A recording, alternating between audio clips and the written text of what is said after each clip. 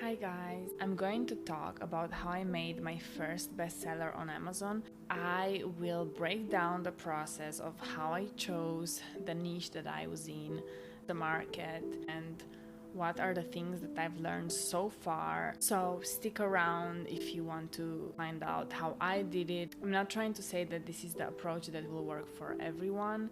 This is just the way I did things, and I have used this method repeatedly, and I am able to consistently make sales no matter what niche I publish in. And it is really applicable to high content books. By high content, I mean books that are not activity books or puzzle books, so books that are either fiction or non-fiction.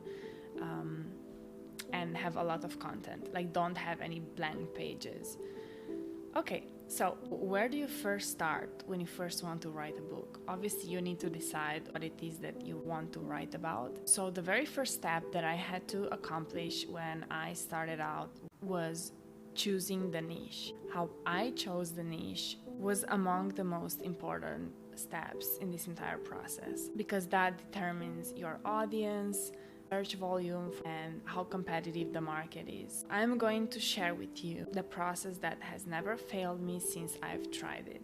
At the time I started out, I was reading a book by Alex Hormozy. It's called 100 Million Offers, and it's an incredibly good book. I highly recommend it if you have a business. It really helps you create the best offer. Luckily, I had read that book before I even decided the niche that I then entered. And from that book, I got this idea that there are three main markets that always exist, and you will always be able to find products in. And those three markets are health, relationship, and wealth or money. And I knew that I have to enter one of these niches and then choose a sub niche in one of them. So I decided to go into a sub niche of the health niche. Okay, so how did I go about choosing a sub niche? I started by looking at different books on Amazon and how they were doing in terms of sales. And the way you can do it is by just going to a random book on Amazon and checking out the BSR, which is the bestseller rank, and it tells you how the book is ranking out of all books on Amazon. So I was looking mostly at books with a BSR under 20,000. That's how I came across this book that at the time had a BSR of 16,000. That book was making around 14 sales a day. My idea was to copy whatever already works and just add more value, so improve the product that already is on the market. So for that reason, what I did is I bought the Kindle version of that book and I went through it and I tried to come up with ways of improving the product.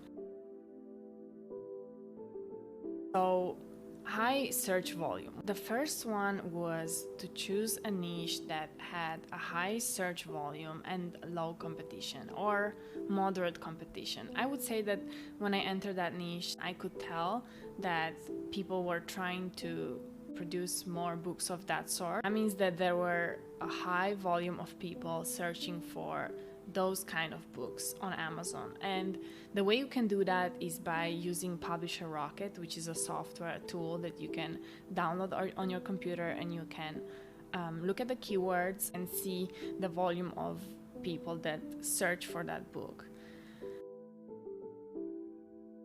Another thing that I looked at that was really important was that the book was not priced too low. My book was priced at $16.97 when I started out. I have since increased the price, but I think one of the main reasons I was able to increase my income so quickly is because I didn't choose one of the books that were priced at $9.99 or $10.99 or anything below $14. I would have had a much lower profit margin in that case. Definitely a good quality product. That was one of the things that really helped me. That was another essential component in the short term, but also in the long term, because when you have satisfied customers, they will show that. They will leave positive reviews. And in fact, that book to this day still gets 5-star reviews. This was just as important as the product itself. So first, the cover, and second, the description, third, reviews and credibility, and fourth, creating a brand. For the cover, I followed the same process I used for choosing the niche, which is follow what already works and copy what already works.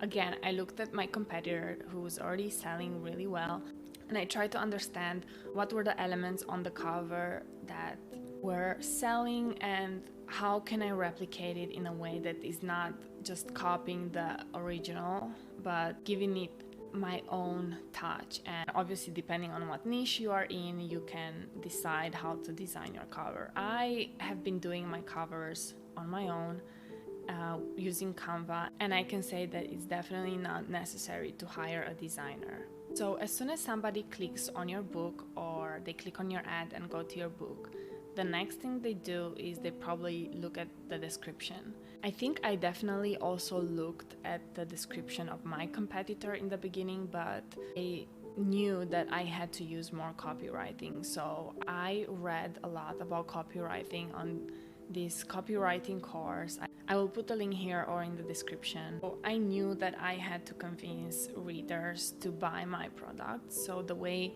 I did it is I had two lists in my description. One of them was focusing mainly on the benefits that the reader would get, and the other one was focused on the features of the book, but again with a twist in the sense that it was just directed at the reader. So let's say if the book has a big font for elderly people, then you want to include that as the feature, but emphasizing how that benefits people who don't have the best vision.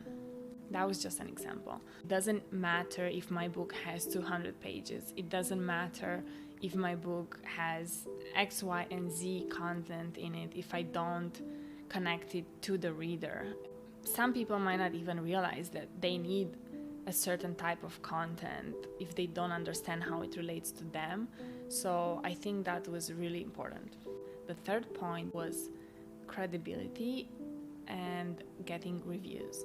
In the beginning, it is the hardest to get reviews because you don't have any sales and your customers don't know your product yet. So one of the things that you could do in those cases is use Pubbly.co. I will also insert the link. And on Pubbly, you can exchange reviews with other readers, and it is done in a genuine way. It doesn't go against the terms of service of Amazon. The fourth point is create a brand. I'm sure that having a brand and having multiple books under the same pen name will increase my credibility. And since people were already satisfied with my first product, they kept coming back for more, and they still do. So definitely when you choose a niche, think about whether there are other products, or you can even look at your competitors, whether they already have multiple products under the same pen name, and think of ways in which you could replicate that with your own books if you choose to go into a certain niche. I hope that you enjoyed this video and found it useful or interesting.